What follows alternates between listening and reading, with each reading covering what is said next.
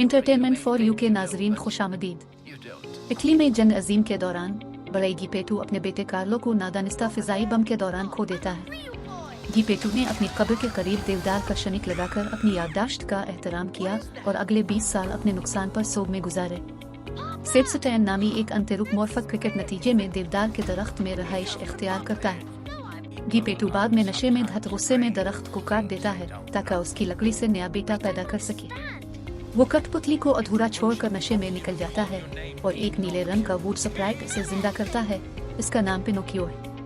Sprite Sebastian से मिलता है और इसे एक ख्वाहिश देने का वादा करता है जिसे वो पिनोकियो के गाइड के तौर पर काम करने के बदले में मशहूर होने के लिए इस्तेमाल करने का इरादा रखता है।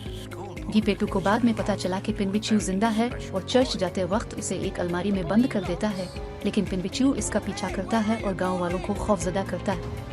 अगले दिन वो पिनोकियो को स्कूल भेजता है, लेकिन कठपुतली को साबिक अशराफिया से शोमैन काउंट वोलिप और उसके परफॉर्म करने वाले बंदर सब अजातुरा ने रोक लिया। वोलिप ने पिनोकियो को अपने सर्कस में शामिल होने पर आमादा किया और इसे एक मुआहदे पर दस्तखत करने के लिए कहा।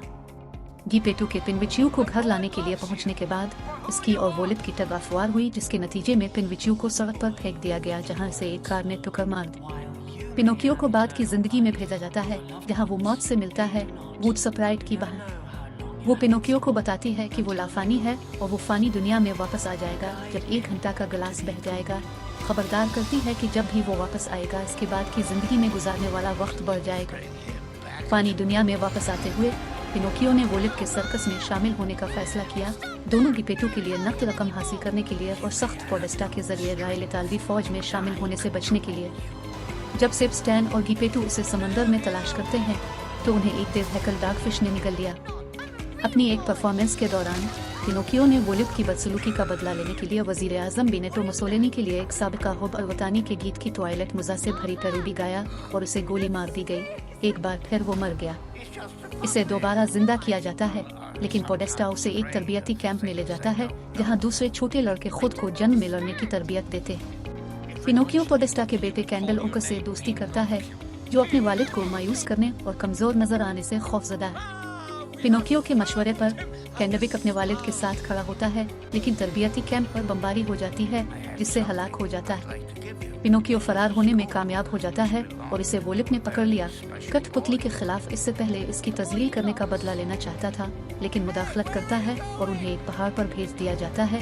वोलिप ने इसकी मौत से मुलाकात की। जब पिनोकियो को बचाता है तो उन्हें डॉगफिश ने निगल लिया, जहां वो जल्द ही जिपेटो और सेबेस्टियन के साथ मिल जाते हैं। पिनोकियो अपनी नाक को उगाने के लिए कुछ झूठ बोलता है ताकि डॉगफिश के बिलो होल से बाहर निकलने वाला पुल बनाया जा सके।